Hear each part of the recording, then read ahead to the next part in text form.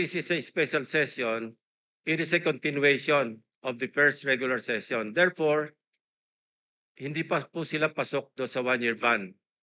Kasi hindi naman po nila kasalanan na nagkagulo-gulo kami dito sa Senado at hindi na-take up yung kanilang confirmation. So with that, Mr. Chair, that is the only point that I'm trying to raise here. Kasi maliwanag po yung sinasabi naming batas. Wala po tayong personalan dito. I hope that these 5 officers, gusto ko rin naman sila na mailagay natin sa tamang ayos ng kanilang confirmation. But there is a hurdle here.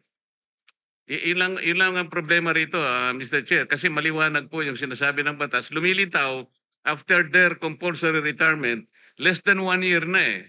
As a matter of fact, they were unable to submit the documents for confirmation. Only, siguro, hindi ko po alam, but only the secretary can testify when exactly were they able to complete the documents for confirmation. Ang may kasalanan po talaga, yung June 3 kasi nag-adjourn. Pagkatapos, sana man lang before adjournment, sinabi natin, nag-schedule tayo na i-confirm natin sila. Wala nga silang kasalanan, but somebody is at fault here. And then we have now a problem with the law. We can't just simply say na we assume that they are not covered by 1-year ban. No. The law is very clear, Mr. Chair. Salamat po. Chair, session.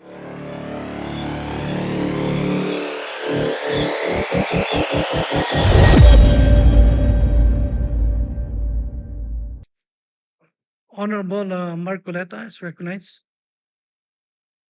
Good morning, Lieutenant General Peralta. Tama po ba na ang birthday ninyo is May 14, 1970, Yes, sir. which was last month? Yes, sir. Meaning to say you already reached the age of 56 and you were bypassed upon seeing the adjournment of Congress on June 3. Is that correct? Yes. Yes, sir. As a matter of fact, this circumstance also applies to the rest of your colleagues, namely Vice Admiral Alan M. Javier, whose birthday is May 16, 1970. Major General Isagani Criste, birth date is April 21, 1970. Brigadier General Naisforo Diaz, birth date May 5, 1970. And Brigadier General Rus Mawate Remo, April 24, 1970. Meaning to say the 5 of you, General, already reached the age of 56. And everyone was bypassed upon the scene of the adjournment of Congress last June 3, 2026. That is a fact, sir.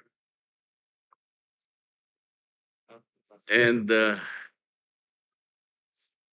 you aware of Republic Act 11939? Yes, sir. Republic Act 11939 amended Republic Act 11709. You're familiar with that?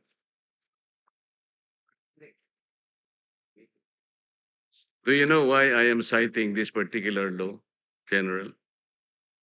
Yes, sir. Why? We are less than 1 year, sir. Yes. You are correct. Section 2 of Republic Act 11709, which is now Section 1 of 11939, last paragraph, says that to be eligible for appointment or promotion to the grade of Brigadier General or Commodore O-07 or higher, except for positions under Sections 2A and 2B, the officer must have at least 1 year remaining of active service before compulsory retirement. And would you say that you lack at least 1 year remaining of active service before your compulsory retirement? Yes, sir. We were ordered to come here, sir, and we are directed to appear before the commission appointments. And so therefore, it only means that the five of you may no longer be eligible for reappointment in view of the prohibition under Section 1 of Republic Act 11939. Am I correct, sir? Yes, sir. Thank you. Thank you, Mr. Chair. Thank you, Honorable Marcoleta. Honorable Senator Ping Lacson is recognized. Yes, Mr. Chairman. Just for clarity, I believe and I was told by the Secretary of the Commission on Appointments that the ad interim appointments of this fine gentleman and lady is a mere resubmission of their previous ad interim appointments given before the resumption, the May 25, 2026 resumption of the first regular session. And since this is a special session, it is a continuation of the first regular session. Therefore, hindi pa po sila pasok do sa one-year ban. Kasi hindi naman po nila kasalanan na nagkagulo-gulo kami dito sa Senado at hindi na take up yung kanilang confirmation.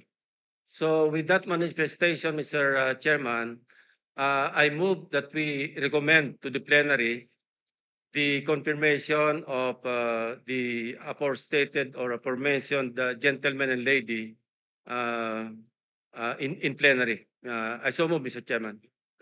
Honorable Marcoleta. Mr. Chair, I did not get proper explanation on the concern that I raised before this committee. I don't think we are in a position to violate an existing law. What I heard is an assumption that was passed on to the secretary of this commission. Somebody presumed that the appointment made last year is supposed to be continued. May I ask the secretary to explain that, if that assumption is correct? And if that assumption is enough to override the clear provision of the law? Honorable Lacson. Again, I'd like to clarify, hindi po last year. Before May 25, 2026, yung nag-resume tayo ng first regular session. Kasi nag-break tayo. Bago tayo mag-resume, they were given ad interim appointments by the President. So yun po yung ina-apply natin because a special session that we are having today is a continuation of the first regular session, Mr. Chairman. So yung birthday nila fell after. Kailan ang birthday mo, General? May 14. So yung ad interim appointments were given before May 14, I suppose. So you confirm that. So hindi ka covered ng one-year ban. That's the clarification that I manifested earlier, Mr. Chairman. How about the others? Covered sila ng hindi sila covered ng one-year ban when they were given their ad interim appointments Before their before birthday, sir. May 25, di ba? Kasi kung after May 25, resumption, nomination, at saka hindi na kayo mag-apply. But since you were given your ad interim appointments, since Congress was in recess at that time, having resumed on May 25, hindi po kayo mako-cover ng one-year ban. That's my point. So I hope I satisfy the query posited by the Honorable Marcoleta. Thank you, Mr. Chairman. Well, Mr. Chair, that is an assumption. Somebody should explain from this committee if that assumption is correct. Because the law is the law. They have just reached their age of 56. And they were bypassed. That is a fact. We cannot change that fact, Mr. Chair. That is the only point that I'm trying to raise here. Kasi maliwanag po yung sinasabi naming batas. Wala po tayong personalan dito. I hope that these 5 officers, gusto ko rin naman sila na mailagay natin sa tamang ayos ng kanilang confirmation. But there is a hurdle here. Ilang ang problema rito, Mr. Chair, kasi maliwanag po yung sinasabi ng batas. Lumilitaw, after their compulsory retirement, less than 1 year na eh.